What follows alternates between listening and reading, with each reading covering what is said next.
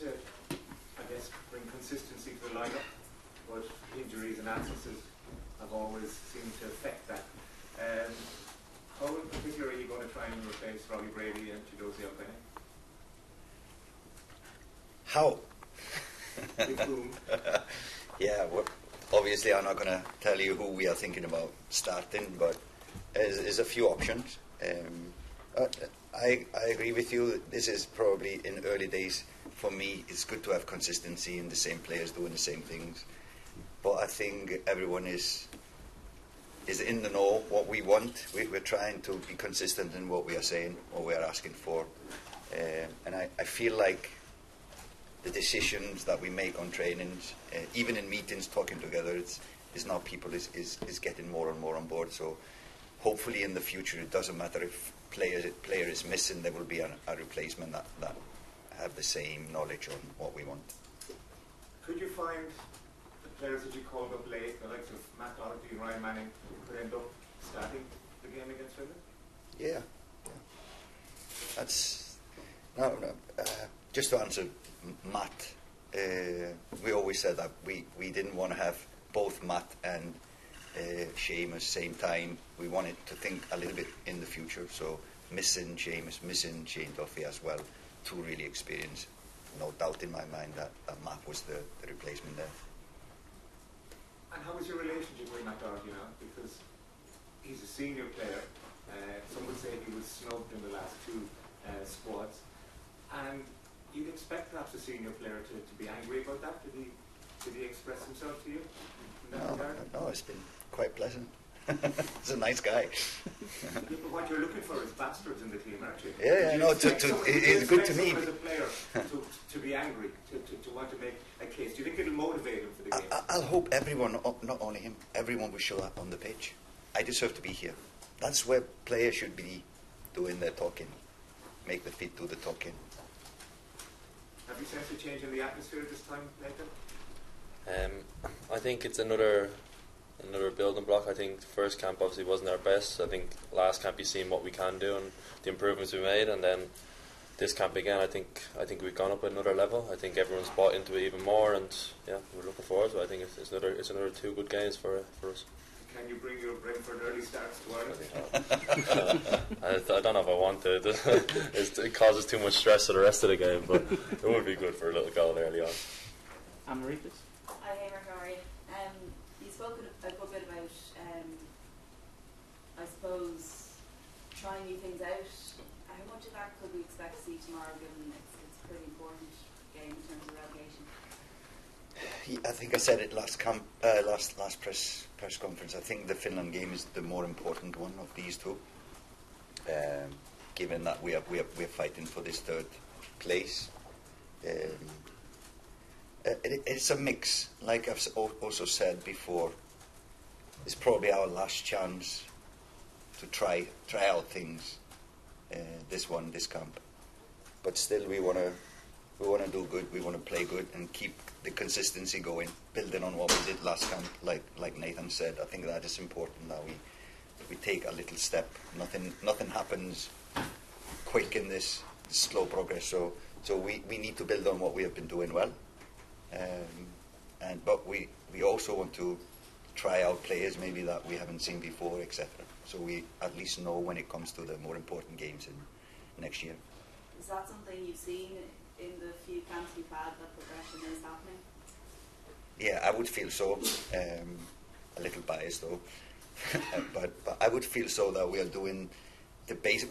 We've been talking a lot about basics. We have been drilling a lot the basics, and the details don't matter if the basics is not correct and well done. So I think we are really improving in the basic. We are trying to say the same things in attack. We are trying to say the same things to the players in defence, and then that's how we build the progress step by step. I saw you very keen in camp the other night, handing out caps. It seemed to cause a bit of a stir on social media. I know you guys don't pay too much attention to that kind of thing, but is there a bit of a worry that there's a disconnect between the fans and the team at the minute? I wouldn't know. I'm not the best one to answer that one. Wouldn't know. You got a lot of criticism for managing Maccabi Tel Aviv after staying on the job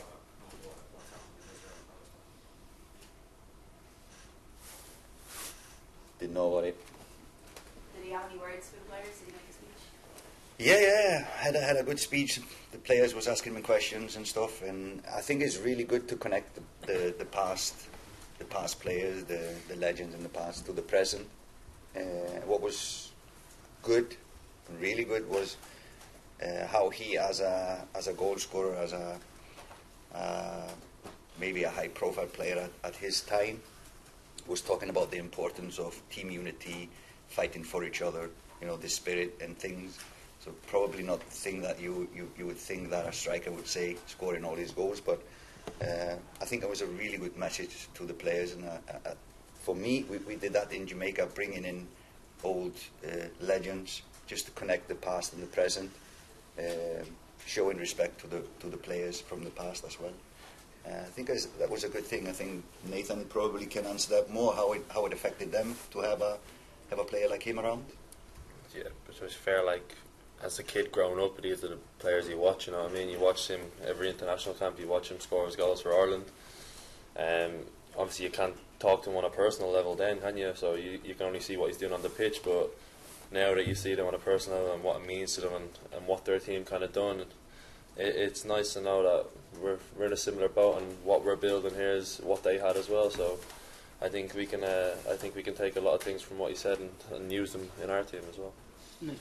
Heimir, who makes the decision as to what former players come in and who you want to talk to the team? Like this, this was a cup presentation. I said this is something from the federation, so it's not me who decides on that one. But it was really a positive one. This gathering, both for the players and I think presenting the cups a former player doing it, I think is a good gesture as well. Of all the players that have come in, are they all fit for the two games? I know, say, Darragh O'Shea's manager was saying he'd been managing a back injury. Have you everybody available to select tomorrow night? It's today would be the only training that everybody can be fully committed. So we'll see on the session today. Darragh has been struggling with some back injuries, and Festi as well was taken off with an injury. So they're coming in today, both training today, but we'll see how fit they are, if they can do a 90-minute or not. We'll just see after the training session today. But that's the bad thing about this kind of camp. We had, like, I think 8 players playing Sunday. So yesterday was match day +2. That's normally their resting day. So today is the only training session that we can actually do something physical, and we'll test and see how they are. Nathan, you mentioned the fast starts there, and Brentford getting a lot of praise for that and for their set pieces. Obviously, Keith Andrews is very involved. Can you talk about the type of work that he's doing and how difficult that can be to replicate at international football when Heimir says you've just a little amount of time on the training pitch? Yeah, I think Keith's very detailed in his work. I think it's always hard coming in as a coach and for let's say Thomas Frank to trust him. I think he's done that really well. I think he holds a lot of meetings now as well for us. Thomas sees it as a big thing, set pieces, so he has a lot of responsibility. I think lads have bought into him early on. I think he's very commanding in the way he speaks and what he does his work. So I think he should take a lot of credit how we're doing the set pieces. And of course, you have a lot more time with the lads in club football, don't you? You can see them a lot more. You can have them every day. So here it's a lot more rushed. It's a lot more specific. So it's more up to the lads to listen and take it on board than it is for the coaches to keep giving information. Damien, please. Heimir, you've talked about this camp in your last opportunity to look at players before the qualifiers starts. Do you have in your head the team you would like to play in the first qualifier, or are there still places up for grabs in that team? Yeah, you're always looking. You're never like set. I think we've found good connections between players on the pitch, and understanding between certain players, etc.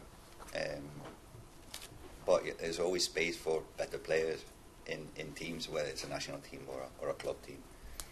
And then it's the form as well. So next game is in March.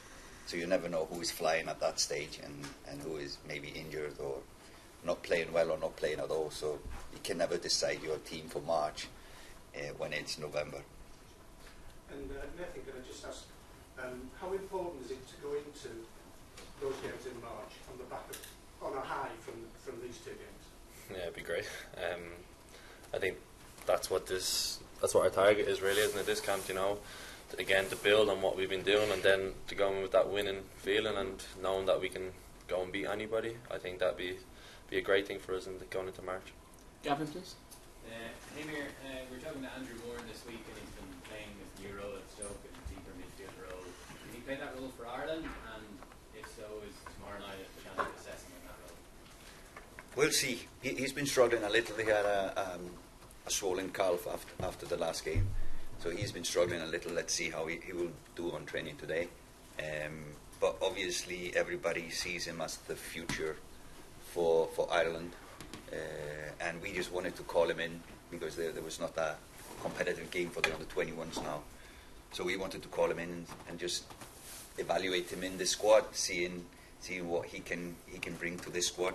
And it's good introduction for him as well to be among these players. But I think for the future, time will tell. He's still young. He's probably not the most physical player in the squad, but time will tell how big of a role he will have. And just on the game tomorrow, obviously you want to assess options ahead of the qualifiers, but you need to avoid defeat, to avoid relegation. Will that bring added pressure? Not more to us than Finland. Finland comes to Dublin and they need to win.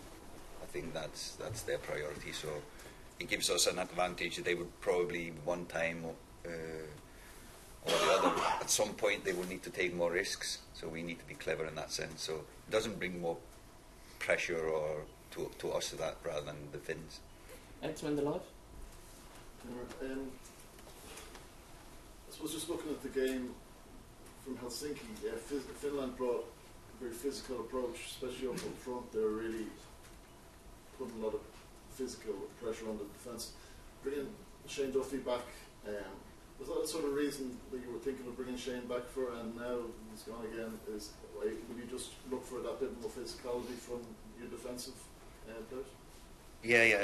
I said in the press conference when we were announcing the squad that we lost a lot of duels in last camp, and he is one that doesn't lose many of his.